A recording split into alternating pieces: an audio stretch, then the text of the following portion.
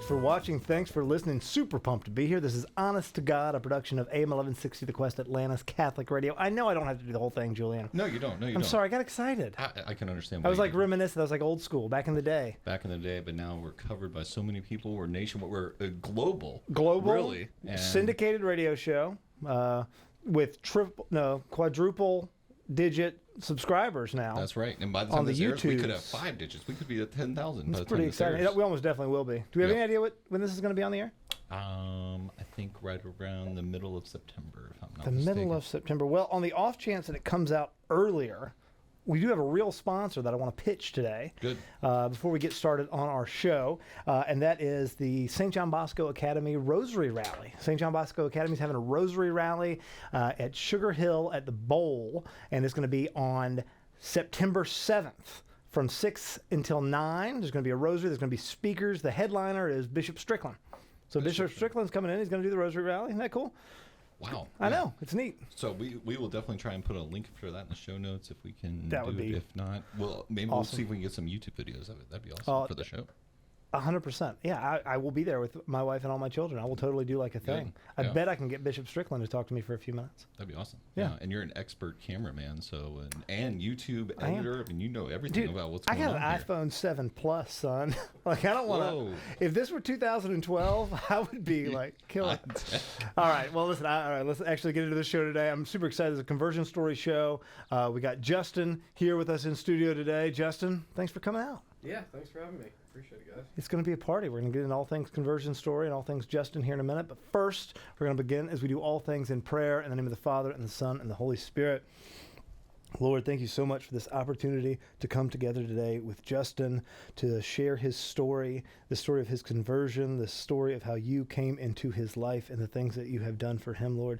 We ask on behalf of everyone in the studio, everyone in the green room, all of our listeners, that everyone have eventually, if they haven't had it already, a story of you coming into their lives and touching them, Lord. Please be with us today and every day. Help us to have a successful show, and we ask for your blessings upon everybody here and everybody in the community that is honest to God. In the name of the Father, and the Son, and the Holy Spirit. Amen. Amen. You can give me a grade. 92.5. Thanks, man. Yeah. Comment down below what you think his grade was. His first time ever being graded. Yeah. Sorry, it's funny because, we grade everybody's prayers. It gets kind of controversial about whether or not that's super detrimental to people's spiritual life. But I think it's fun. I think it's a fun gag. Yeah, that's good. I dared him to grade the Cardinal when you interviewed Cardinal. Yeah, Burke. No, Cardinal Burke, but he wouldn't do it. I decided not to do that. It was a good prayer, if I remember correctly. Yeah, he had a killer prayer. Yeah. All right, so I really like conversion stories. We've got a few under our belt right now.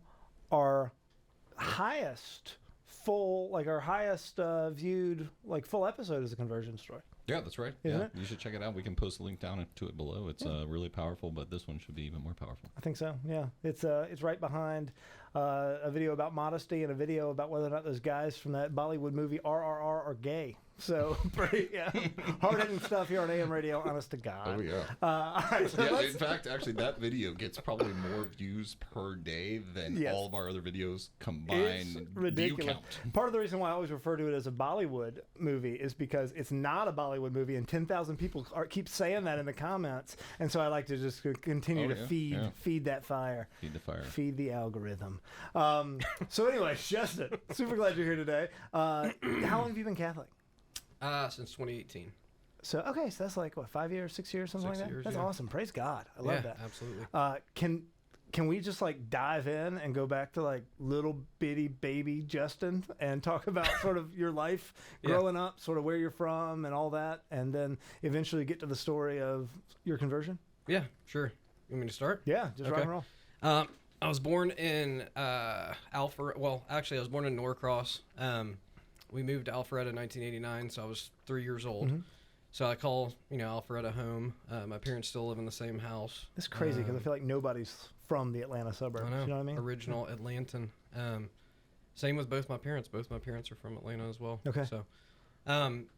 So, pretty normal suburban life, I'd say. A little swim and tennis neighborhood. Nothing. Loving parents. Great family.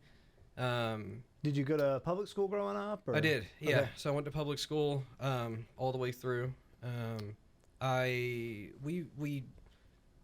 We went to church some, kind of the Creaster, right? Right. So Catholic church? no, just the Presbyterian Creaster. Mm-hmm. Yeah, sure. So the church was right down the street from our house. I remember, I don't know, I didn't really like to go. I think I didn't understand, why we were going necessarily. We didn't talk about God too much at home. I mean, the subject of God came up, but it wasn't, I guess, a hot topic. Right. But so if you were to ask your parents at the time, they would have said, yeah, no, yeah, we're yeah. Christians. Sure, like we're, a lot of we're people. Christians. Yeah, Right. it wasn't like, we weren't atheist or anything like that. It's just, it wasn't, something that we constantly discussed. Sure. So, when, let's see, started, I went to Dalvin Elementary School, which is right there in Alpharetta. Pretty normal, got good grades in elementary school. Brothers, sisters? Yeah, sorry. So I've got one sister, one brother. My brother's 10 years younger than me. Okay. My sister's 4 years younger than me. Okay. Still have good, relationships with them and everything like that. Was there any sort of like moral framework? Because this is the question. It's the question I ask a lot of people. Because I look Sure. back, we had I grew up in a household fairly similar, right? There was like a wooden cross on the wall, and there was definitely some Christian stuff going on. My mother didn't go to church a whole lot. My dad went to church pretty regularly, but there wasn't a whole lot of conversation about morality from sort of a faith perspective. Did you have any sort of understanding of that growing up? Was there conversations or? If we did, it's not something that I guess is like burned into my brain. You know what I mean? Yes, we had morality conversations, but I don't know that it was necessarily based in God. It was more of like what's right is right, what's wrong is wrong kind of a deal, but no like real, I guess, strict guidelines to follow. Sure. Does that make sense? Yeah.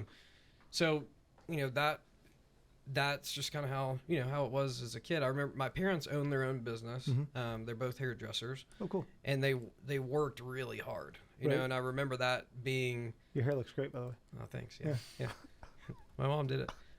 So we, we just, I remember that like as like childhood, my dad had kind of, he had bought a salon or started a salon, and it was, it was very stressful, I'd say, for him. I remember him, getting home really late.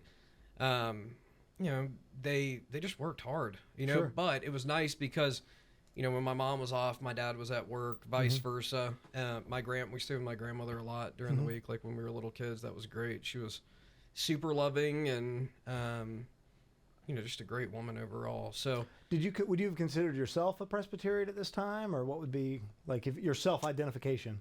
Like if someone asked, yeah, I would say that I was Presbyterian. Yeah. Okay. But and what did that look like going into middle school? Because usually middle school is where you start to hear, well, I was looking at that, I was thinking about these things a little bit more. Did that change at all? I remember kind of the main thing was I went to, it was North Point Church. They had this Camp Highland. Maybe they still have it, but I went to this church, and there were a couple times where I felt God's presence, or I said church, it was a camp, right? And I remember kind of feeling it at this camp, right? We were praying, and I'm like, man, these people are really into God, and it was cool though. We were praying, and I just felt different. Like I felt, I don't know, a strong kind of emotional feeling, right? But when I came home and kind of got back to everyday life, the feeling was sort of fleeting, and I kind of forgot about, the way that I felt when I was at that camp. I'm trying to think. I know there was another time where something like that happened. I just can't, it's not coming to mind at the moment. But I definitely remember it at that camp. Did you have like your sort of teenage angsty atheism or agnostic stage kind of thing?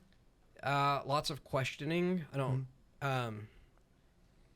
like seeing is believing kind of. Sure. I remember having that sort of mentality about it. Like, is God real? Like questioning. Yes, I do remember that, but I don't, like, I never was like putting my foot down. God's not real. You're doing this for nothing. Like, it was never like that. It was just more of like, I don't understand this. That's neat. I had a super gross, like, I'm super smart. I'm smarter than everybody. And that's why I don't believe in God, because I'm not a sheep like you. I think it's almost it's more interesting to not have the total fallen away, like angsty, like. Oh, I fell away, but it wasn't in that sense. We'll get to that part, I guess. So let's jump. So we've got elementary school Justin, middle school Justin.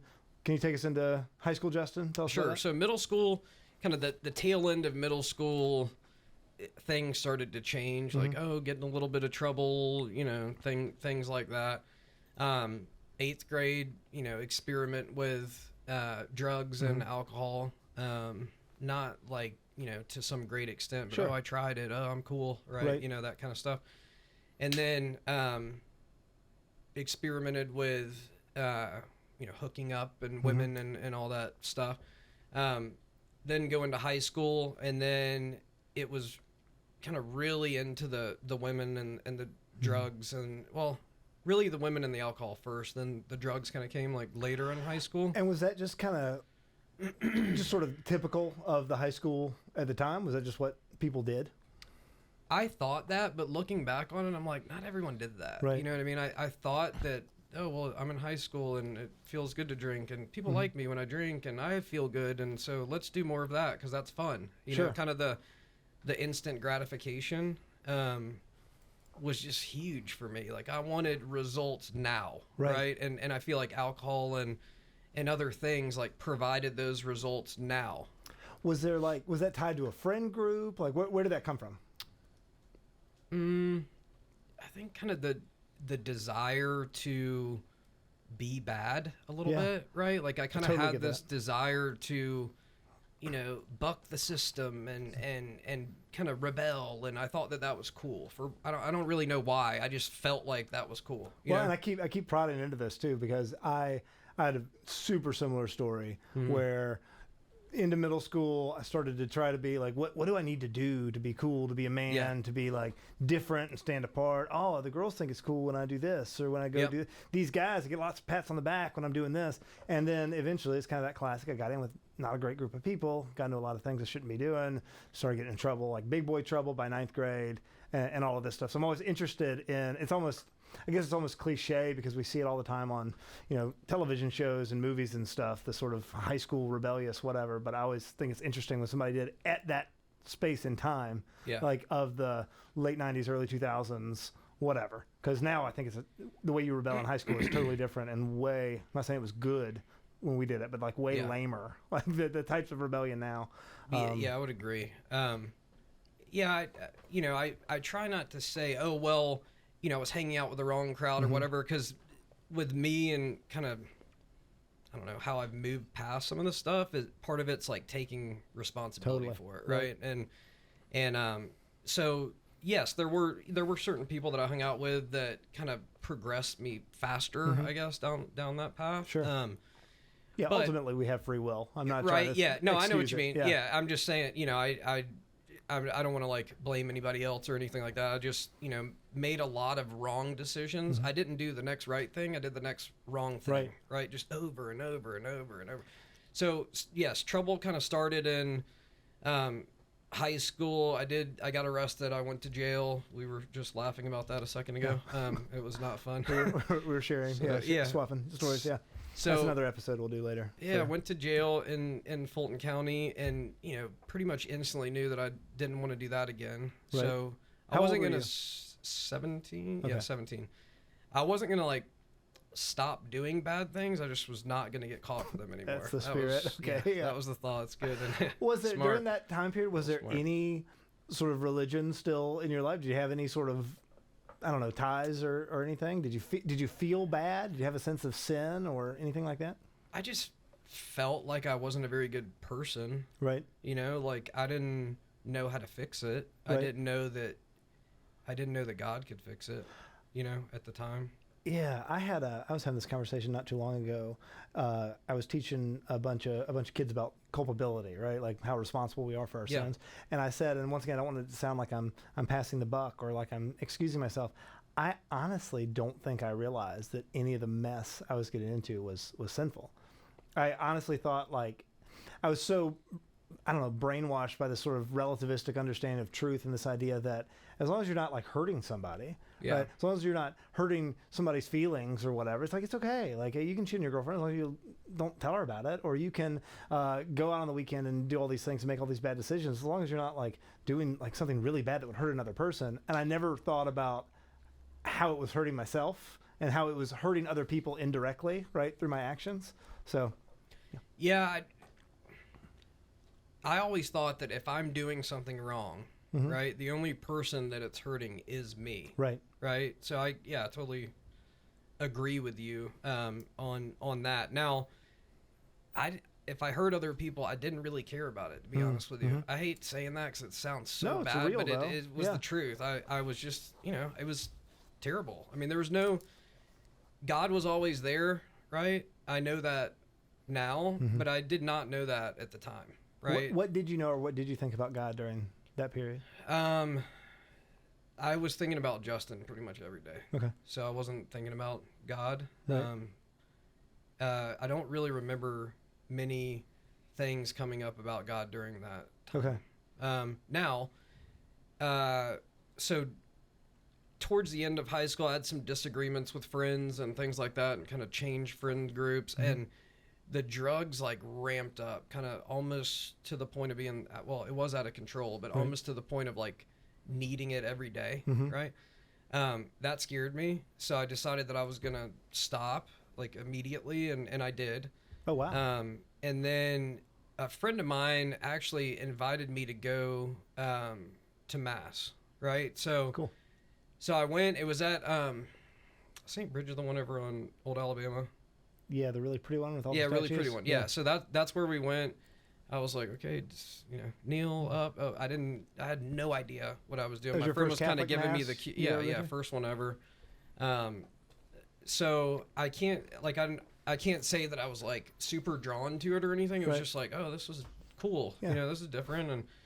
And so then I went to college, and when I went to college, I was like, you know what, I think it's time to kind of reinvent Justin. Right? Where'd you go to school? Georgia Southern. A great place to get your life back on track. Yeah. So I go to Georgia Southern. It wasn't that I wasn't going to party and do the other things. It's just that the drugs and like, getting in trouble with the police was going to have to change. Right. So I went down there, had no intention of joining a fraternity or anything, but I got down there and realized that everyone joins a fraternity, so I'll do that.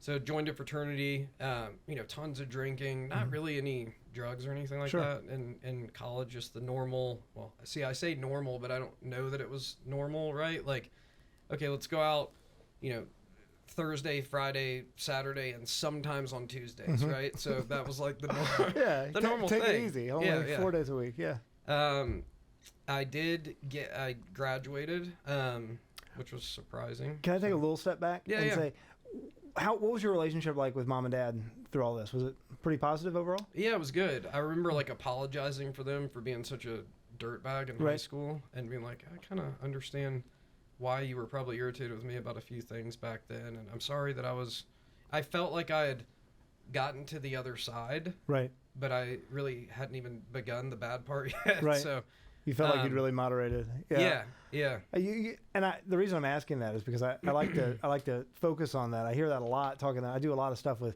younger guys, right? Like fresh out of college guys and stuff like that who are going through some really serious stuff.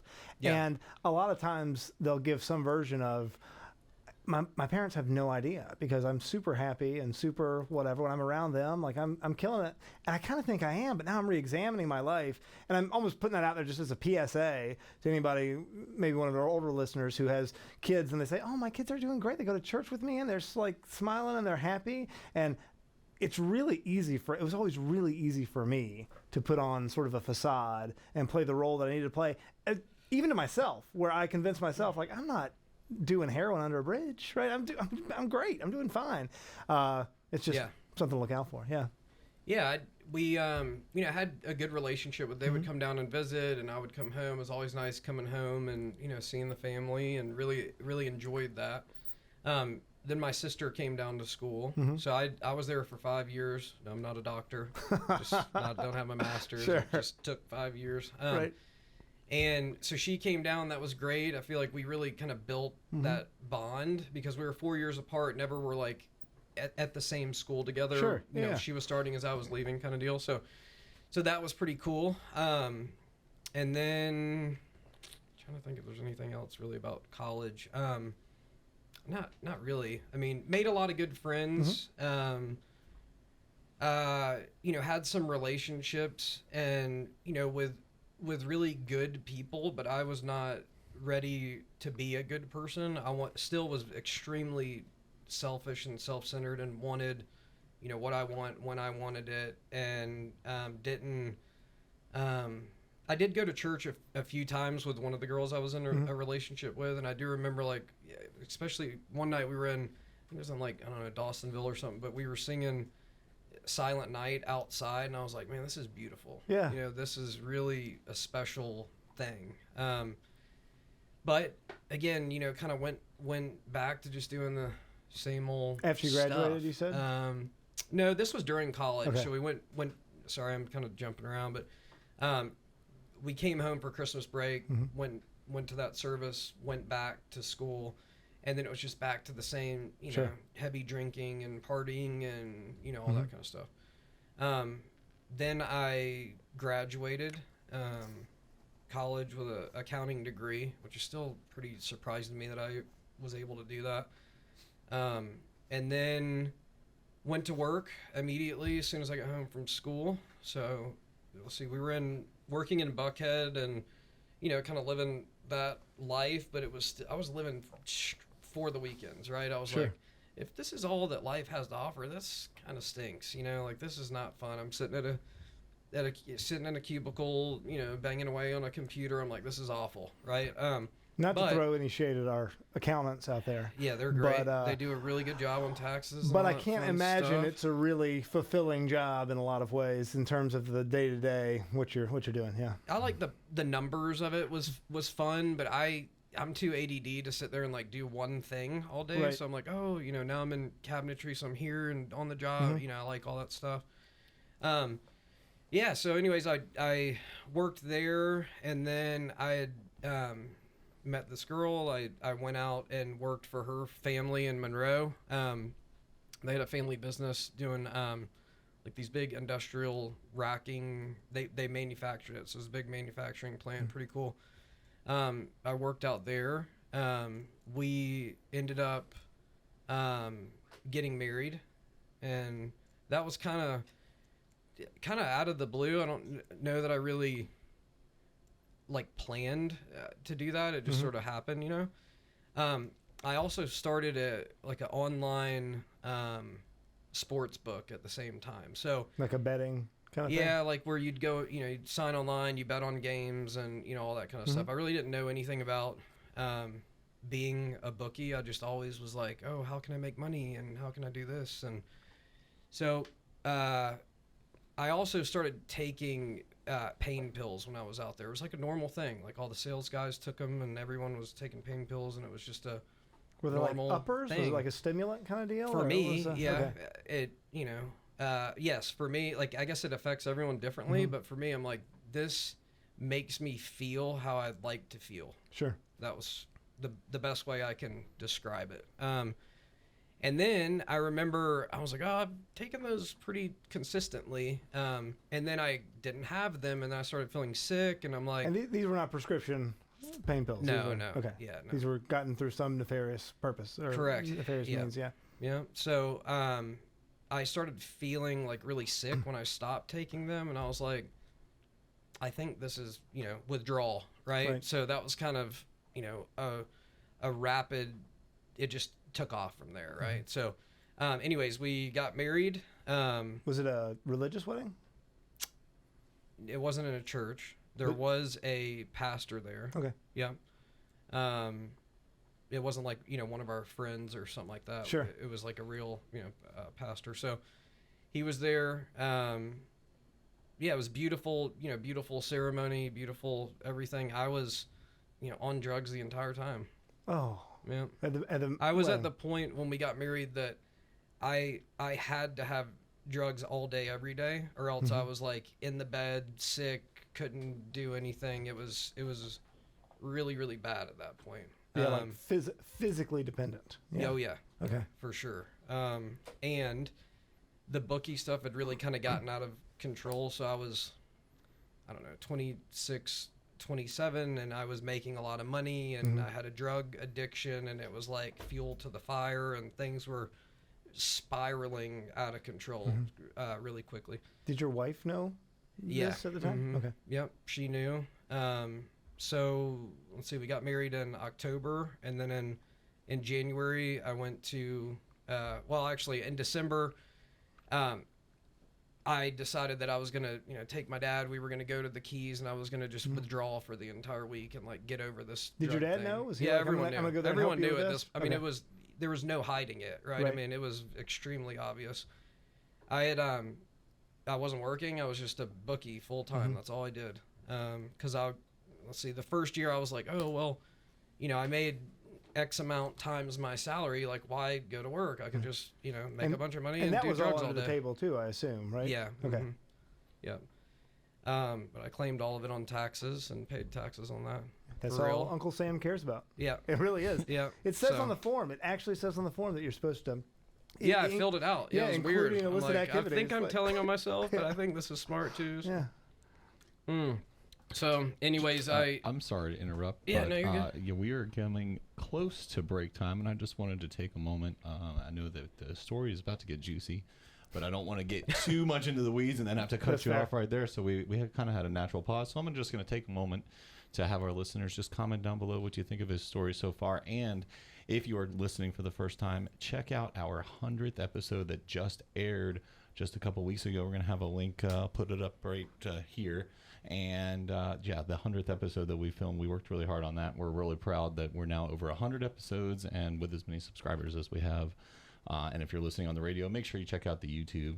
And I wanted to add that in there. No, John I Henry. appreciate it. Yeah, you're we're going welcome. to be back here in a second and pick up with Justin. Because I'm kind of like on the edge of my seat for the next part of the story. Oh, yeah. I did that on purpose, as the producer. over Yeah, here. no, you're good. And as the producer, by the way, what is our 100th episode? I have no idea.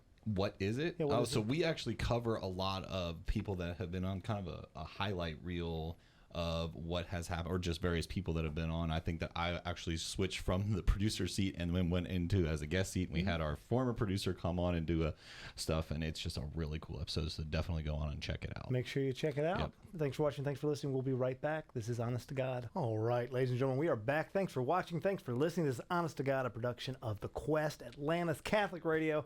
Pumped to be back here for part 2. Oh, I'm excited. I'm sitting on the edge of my seat. I can't wait. It's going to be fantastic. Sorry for the long commercial break, folks, but this show is quite expensive to put on. Yeah, we got a lot. We need some sponsors in here. Speaking of sponsors, we do have a sponsor for both halves, so I Yes. want to go ahead and plug it again. Plug it now. Right, for the St. John Bosco Academy Rosary Rally that's taking place on September 7th, 6 to 9 p.m. at the Bowl at Sugar Hill. It's going to be fantastic. It's going to be a lot of families, a lot of food, a lot of fellowship. We're going to pray rosary together. We're going to have Bishop Strickland there, who is going to be speaking. Super excited about that. We're hopefully going to be doing a little interview and a Oh, little yeah, show you there. can definitely count on producer Julian and family to be there. Good. And hopefully we'll see some others. Y'all should come. It's fun. yeah, Check it that'd be out. fun. All right. We ready to jump back in? Let's jump back in. We did kind of leave it on a pretty intense cliffhanger right now. Yeah, Right? probably one of the best we've done on Honest to God, actually. I mean, Yeah. like, Cliffhangers are hard it's to do. tragic, but yeah, no, it is. So where do we leave off? You said you had been married. You were sort of in the throes of this struggle with addiction and all of these other things, and you were going with your dad to try to get clean over the course of a. Right. Yeah. So I got a house in the Keys. We went down there day one. I was still feeling pretty good, so we went on a fishing trip. My dad's always wanted to catch a sailfish, so that was the goal. We went, and I caught the sailfish, and he caught a big grouper. So that was kind of a bummer. It was still fun. We had a good time, but we really wanted him to catch the sailfish. The rest of the week was terrible. It was Just physically terrible? full blown withdrawal, sweating, and I mean it's kind of like the flu, but the mental aspect of it, just Right. you feel like a horrible person Right. the entire time. So it's like impending doom and stress and Oh. whatever. So it's all it's rough, it's terrible, whatever. So, but by the end of it, I was kind of, turning around, came home. I'm like, okay, I'm, feeling pretty good. But then the desire to, do drugs Right. was still there, right? Because all I did was abstain from it for a week, right? Sure. I didn't like fix any underlying problems, so the desire to, still do drugs was there. It's like you got over the physical dependency part, but there was still the psychological everything involved. It was the non-God part, Right. right? Sure. That was the part. I didn't know that at the time. I was, still waiting to learn that lesson. So came back, and within, I don't know, a week maybe, I was, back on drugs, daily use of drugs. Then I went to a treatment facility. It was 35 days, whatever it was. So I didn't even really want to go. I remember going like to appease everyone else because everyone knew like how bad things had gotten. So I went to that. So, sober and did the 30 days or whatever. And I felt really good, by the end of that, Yeah. right? It was 12-step based. And so we went to some of the meetings and stuff. And I don't know that I was like completely bought into it, Right. but I knew that I felt better, being away from it for 30, 35 days, whatever. And can I just do a real quick plug Yeah. for 12-step programs in general? Because we've had multiple people on the show who've come and talked about it. I know multiple people in my life. It's not just Alcoholics Anonymous, right? They've got it for different kinds of drug use. They have Sexaholics Anonymous, which even includes, I don't mean to minimize by saying even includes, but includes things like pornography addictions and all of that. I just highly recommend it from all the people I know in my life, right? Dear friends who have gone through that. They seem to work well. So I don't know what your experience was, but Yeah, it says like specifically, don't mention it in press, radio, and film. So I just kind of say 12-step loosely, So anyways, I, went through the program. I got out. I did what's called an outpatient program where you're not staying at the facility, but you go in every day for a couple hours, whatever. And then I, went straight back to drugs again, and it was like I just could not break the cycle. So it was, do drugs, then try to stop, then do drugs, then try to stop, and, back and forth, back and forth. So eventually, my ex-wife, she had enough of that, right? So we separated. I went to stay with my parents, and she stayed at the house that we had in Brookhaven. We kind of went back and forth for a little bit about, are we going to get divorced? Are we not going to get divorced? What's going on? And eventually we, decided, yes, we are going to get divorced. So we, went through with that. And at the same time, it was like things had gotten really bad with the whole gambling thing. So it was really good for a while. And then all of a sudden, I lost a ton of money in 1 month mixed with, so I was at, rock bottom, right? I didn't even have the money to like get the drugs that I needed in order to just function during the day. And I'm like, this is getting really bad. Right. So, at that point it had also gone from pain pills to heroin at that point. And then it went from heroin to, mixing cocaine with heroin. So it just kept progressing worse and worse. And I was like, and I've talked to someone recently, a new friend, but a good friend. I talked to him about it, and I was like, man, I just had this feeling that I was going to be sober one day, but I had no idea how to get there. None. Right. I just had this feeling. And I wonder, I'm like, well, what about the people that died? Did they have that same feeling? I don't know, Right. So eventually I had just kind of hit this point where I said, I'm either going to die or like I'm going to do something about this, right? So then I went to a 12-step program, met a guy while I was there that really kind of took me under his wing and, showed me what to do, how to do it. And I just said, look, I tried every different way to do it by myself. So I just decided I was going to do the way that they were telling me to do. And I'm kind of one of those people that you can tell me all day exactly how to do something, but I'm going to do it my way and run into the wall 10 times, Right. and then I'll learn the lesson, and then I won't do it again, you know? And I'm not saying that's a good thing. I'm just saying that seems to be how I do things.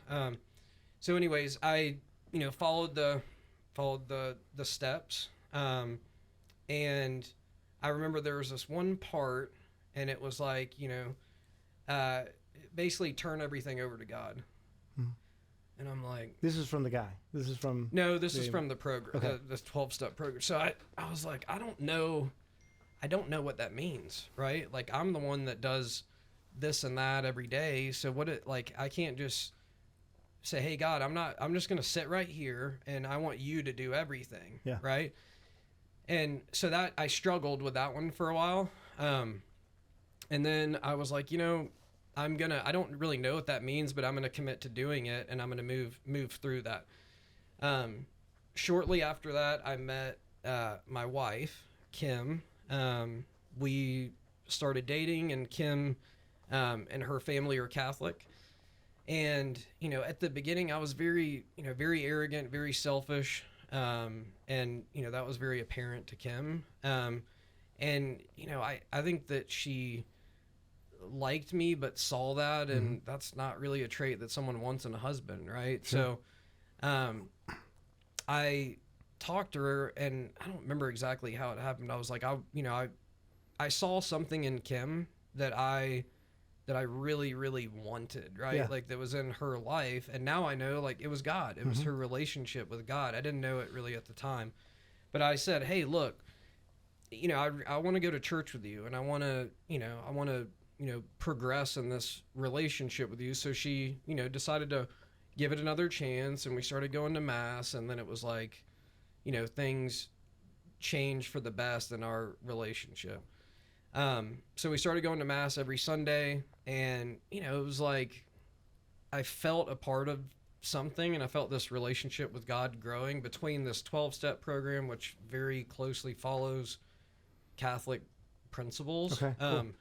So with the two, it was like I had this really good framework, right? And I just wanted more of like whatever I was feeling, right? In this relationship with God, I'm like, man, this is really what I've always been looking for, but I was looking in every wrong place that you could possibly imagine.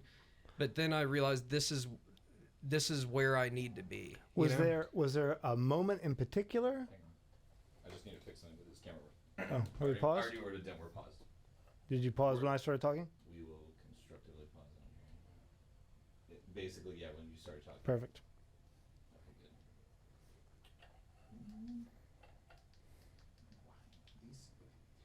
Here, we desperately need. You're killing it, by the way. This is really great. Yeah, you are. Is it? Yeah, this is a really good story. Thank you for telling it. Yeah, man. I mean, it's a tragic story, but you know. It's good. It's, I know. You know. I just every time I say that, I'm always like, "Hey, man, I really like your Your drug pain story." is really good. It's so entertaining. We're gonna get so many likes. That's not what I'm saying at all. Okay, Jack, we're gonna get back into it. Let me make sure that this will start. You just want me like in my brain knock 10 seconds off the time? Yep, that'll work. Let's do it like Cool. that. Except I can't. Is that how? Oh, okay, cool. So I can just push that button. All right. Oh, whoa, you did it. Yep. That's neat. All right. I'll just wait like 15 seconds to start it, or like 13 seconds. So Just whenever I'm ready, start talking. You want to? Good. So, was there ever, like, because you're talking about sort of going to mass and you're with this girl and you see this thing in her, right, which ultimately is God. And was there a single moment when you were like, oh my goodness, this is what it is? Or was it just sort of this gradual understanding that that's what I'm missing in my life? Gradual understanding. There was never like the, you know, white light moment, I don't think, where, like I never heard God speak to me or anything like that. I just had this overwhelming feeling that like everything was going to be okay. And like, I was on the right path, I guess is the best way I could describe it, you know? Yeah, that's beautiful. So we, you know, went to mass, and started going to mass every Sunday. She also had a daughter that was 4, Sophia.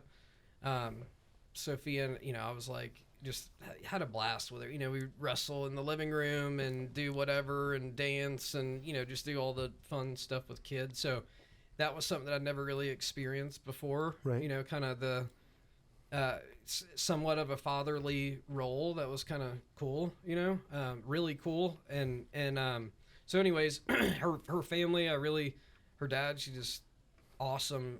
Has a really good dad. I really look up to him and I respect him very much. And her mom is, sweetest lady and, would do anything for us.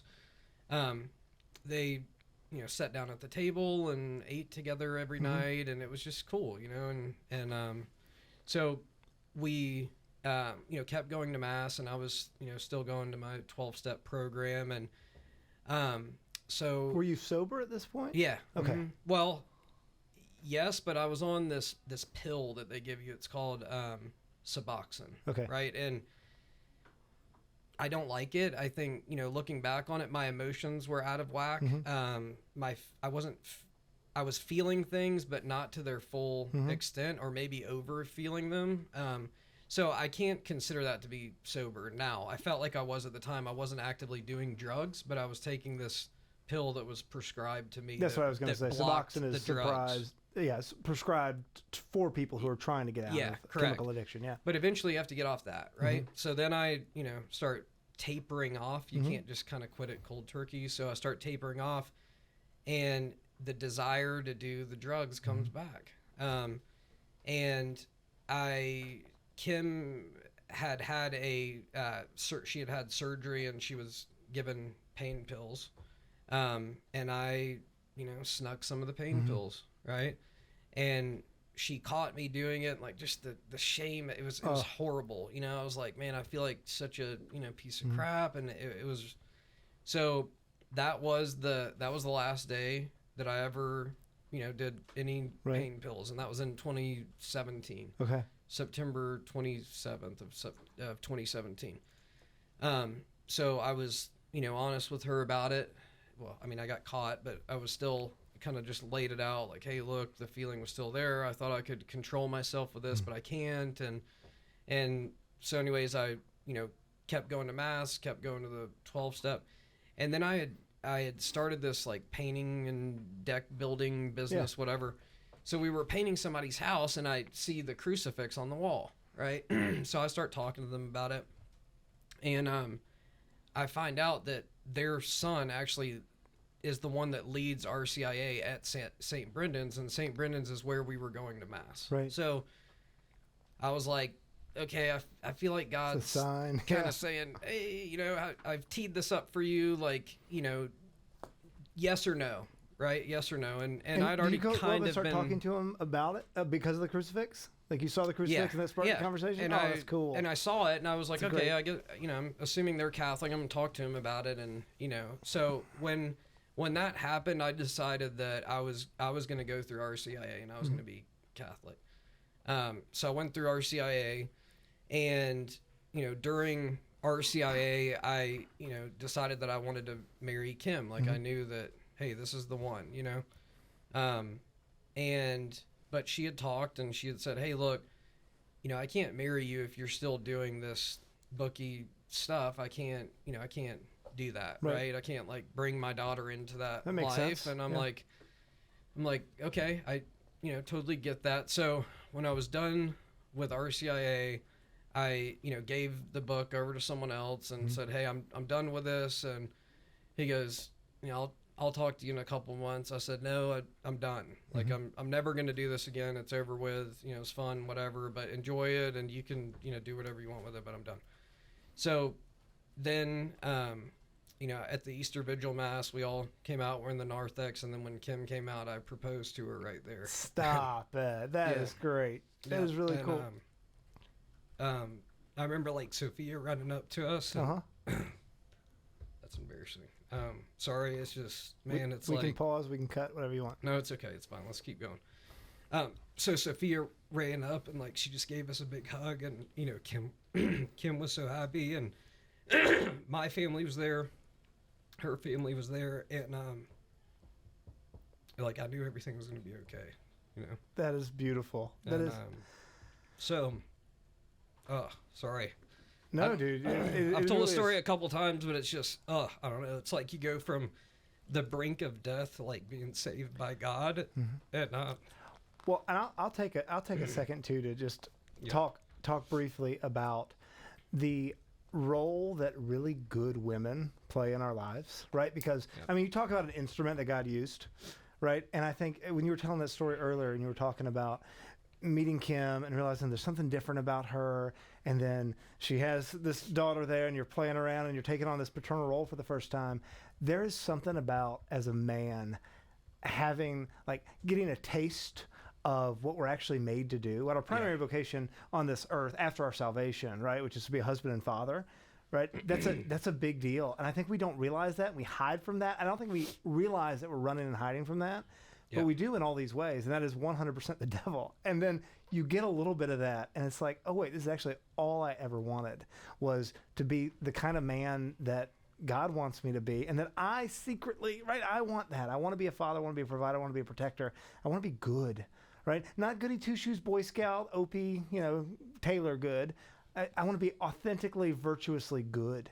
I just think that's Yeah. beautiful. I think that was a perfect way of explaining Yeah. it too. It was like, the feeling that I'd been looking for in all the wrong places. It was like it's been right in front of my face the entire time. I just didn't know how to do it, or maybe I didn't want to do it, bad enough, or maybe I just needed to go through the fire in order to experience the love. Right.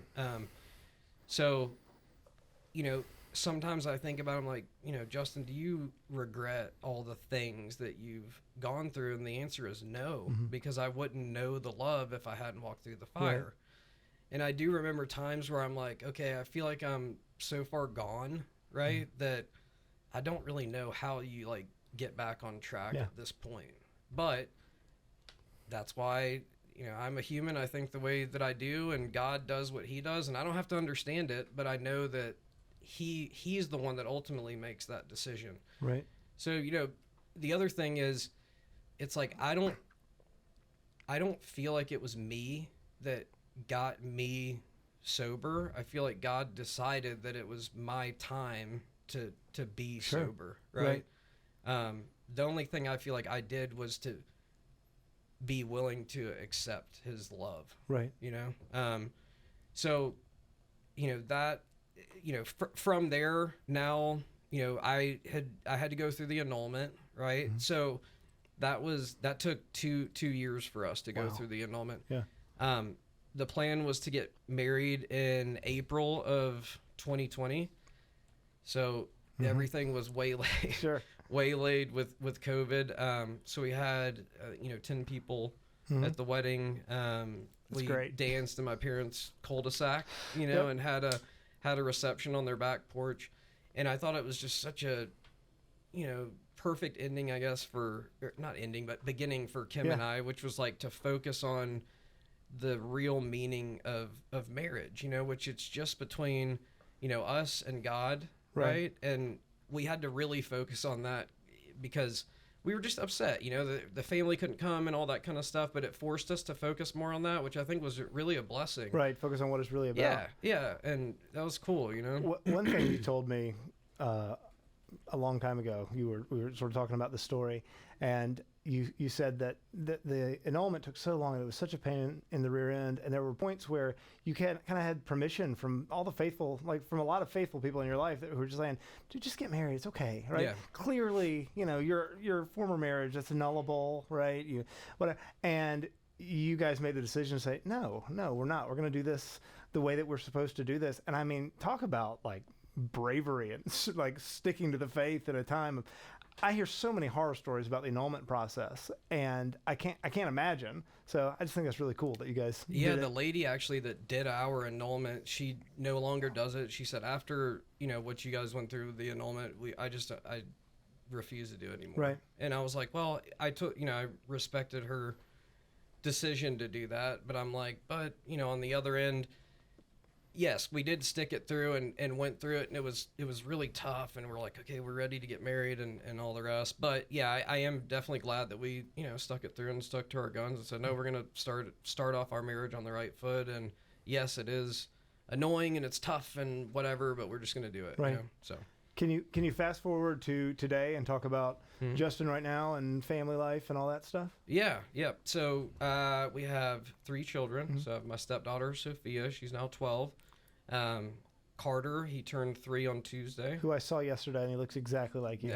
Yeah. Yeah, everyone says that. He's like, has I know his everybody- bow and arrow and wants to go hunting and all this I stuff. know people say and- that all the time, and a lot of Yeah. times I fake that because I'm like, yeah, he does look like the kids look like kids, Yeah. but he looks he's really just you as like an Yeah. action figure. Yeah, He's my little buddy. That's cool. And then Maverick, who's our youngest son. he doesn't look like either of y'all. No, not at all. He turns 1 tomorrow, actually. So, we live in Cumming. I have a business. We do cabinetry. My wife breeds corgis, Heck yeah. and we're happy. We're happy, and we go to mass. And I'm a Knight of Columbus. I could probably volunteer a little bit more. Yep.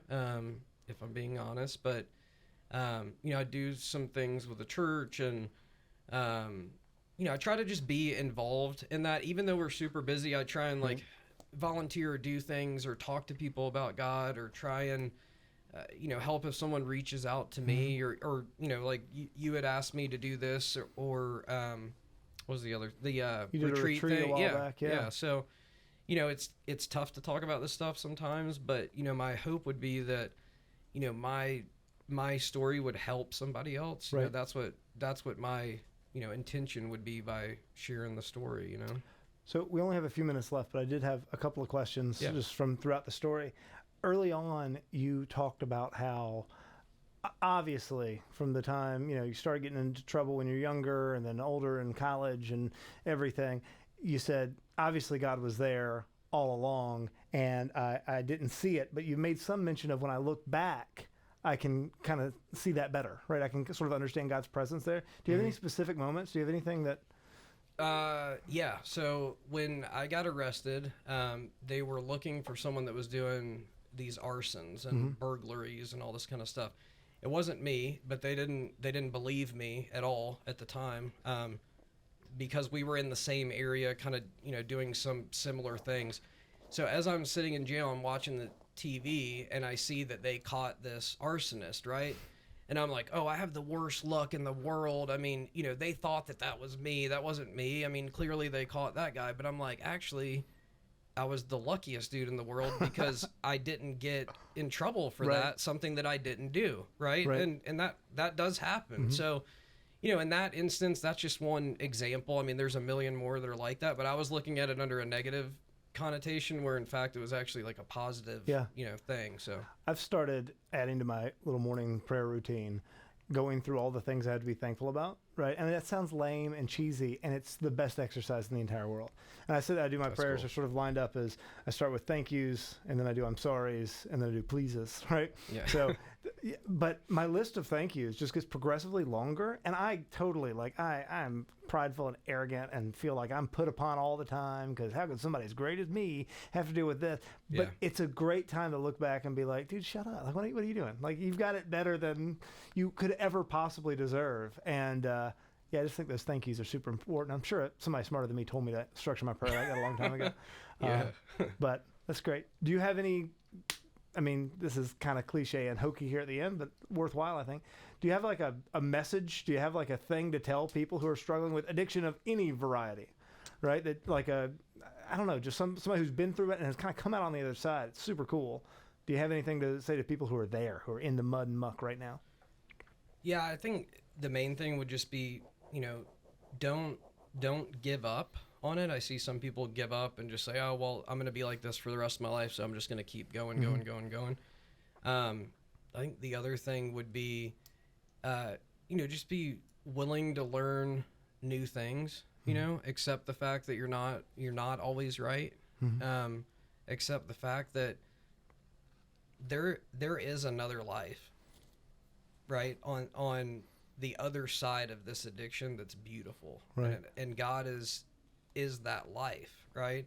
And so when you're in the throes of the addiction, it's impossible to know that or to even believe that can be. But I can tell you that I've been on both sides of it, and the other side is beautiful, and it's exactly what you want. Yeah.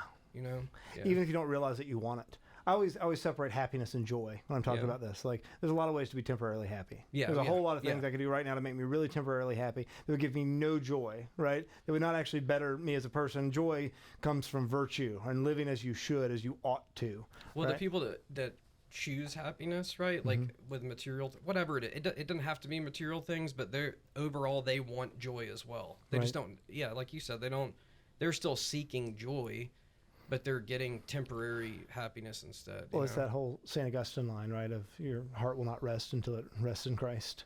And it sounds so cliche and dumb when we say it. And I hate to say that sounds dumb, but it does. Yeah. We live in a culture where all these things are considered like, oh yeah, that's cute, little whiz. You might as well be like quoting a Disney movie or whatever. But no, that's the truth, and that's how human beings have understood it for thousands of years. And it's us now, recently in the modern world, who are throwing that to the wayside and saying, "No, I don't need it." I know better. Yeah. Yeah. All right, we've got 45 seconds left. I do want to throw out one more question. We got a little bit of wiggle room because of earlier. How has this story affected the way you're going to raise your children? So right now I'm reading the Bible. Yeah. I'm almost halfway through. I want my kids to be able to come to me and ask me these questions about God and me be able to, answer them. So as far, I'm really happy that my kids aren't going to see me in that life, Praise God. Yeah. Now, they're going to become whoever they're going to become. I'm just going to try and build the best foundation that I can, and that foundation is God-centered. Yeah. So Praise God, man. We need dads, more dads who think that way. I'm doing my best to try to keep up, falling short every day. All right, I think that's all the time we got for today. Yes. All right, guys. Thanks you for being here, Justin. yeah, thanks for having me. I appreciate it. Guys at home, thanks for watching. Thanks for listening. This has been Honest to God, a production of The Quest, Atlanta's Catholic Radio. Producer Julian, Signing off. over and out.